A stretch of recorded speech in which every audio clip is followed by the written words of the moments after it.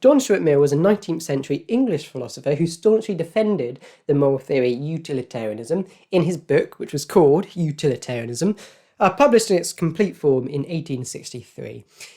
Mill makes two major modifications to Bentham's original formulation of the theory. So the first is to say that in measuring pleasure, it's not just the quantity that's important, but also the quality of the pleasure.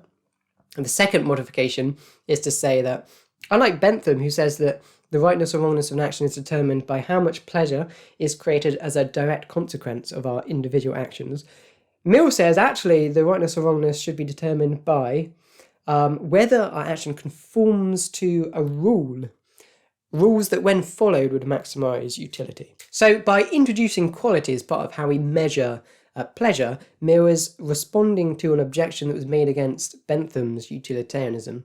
That's known as the doctrine of swine objection.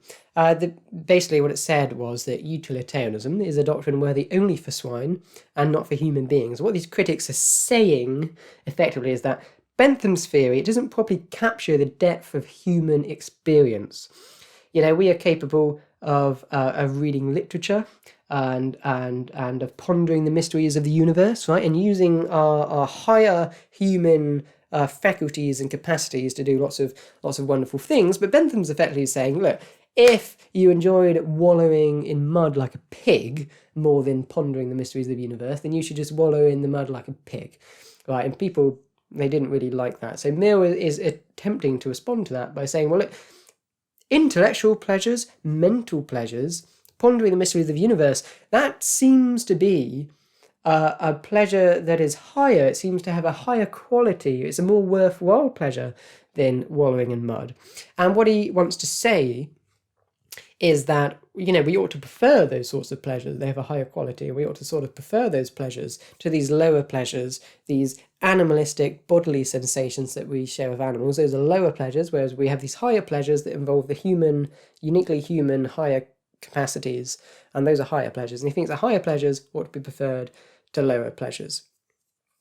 Now you might be thinking here, okay, fine, but can't Bentham just account for that sort of thing? Can't he just say that, yeah, okay, fine, but like higher pleasures, they will score higher on the hedonic calculus anyway, because intellectual pleasures, for instance, you know, mental pleasures, they'll have better fecundity perhaps, or they'll have greater extent, so he can just account for them with that. But consider this counterexample by Roger Crisp.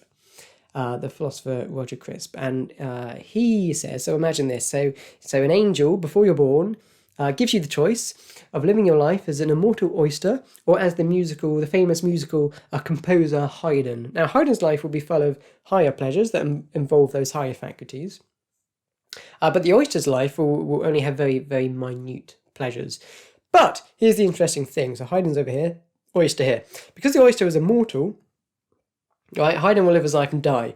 The oyster, his pleasures, or her pleasures, are very small, but they'll accumulate over time, and eventually, because he lives forever, and after a very long time, the total pleasure in his life will actually outweigh the pleasure in Haydn's finite life. And so this means, if we're supposed to believe Bentham that only the quantity of pleasure is important, the oyster's life with a higher quantity, we should prefer that. We should prefer to be the oyster. And this is clearly stupid, and Mill can see that this is a very silly implication. And so this is why he says in his famous quote, which I'll try and remember, he says, "It is better to be a human being dissatisfied than a pig satisfied.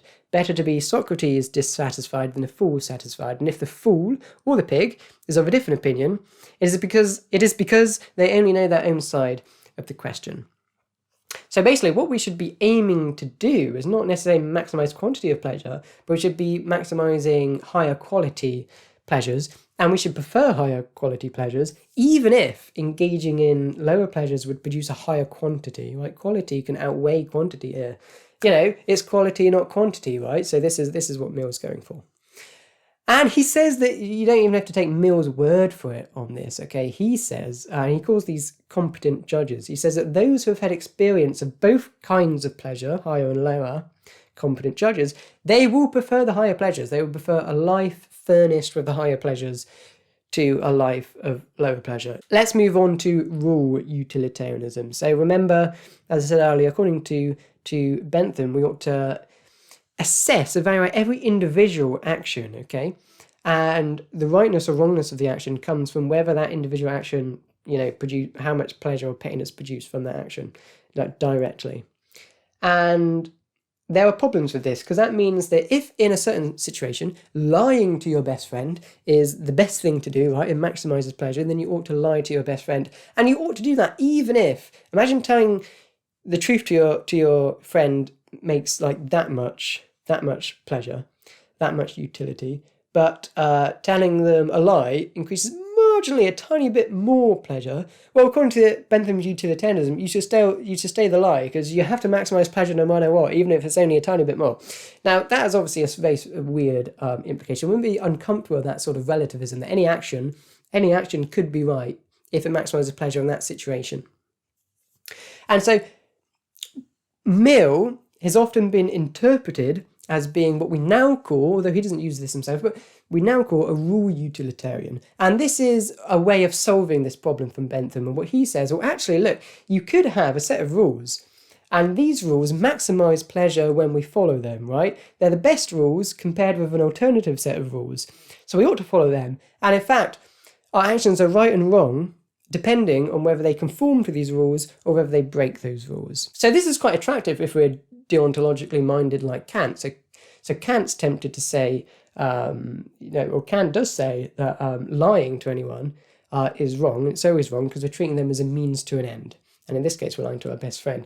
So this Mill's theory, it kind of flirts with deontology a bit, right? It brings a little bit of that into it. We have these rules. Mill might say, so the reason he might say something like, you do not lie, is because he'll look at societies and think that, well, a society that's full of lying will fail to maximize pleasure, right? Because trust is surely integral to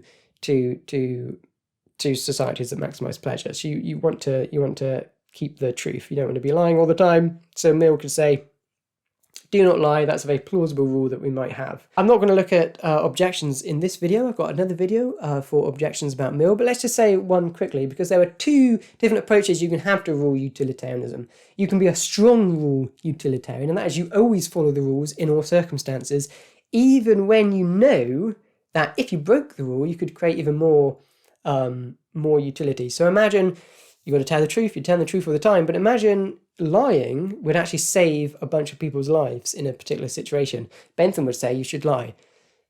Strict rule or strong rule utilitarianism would say that no, you should tell the truth. But that seems really bizarre, right? Because the whole point of the theory is to maximize utility, and you could tell a little lie, save people's lives.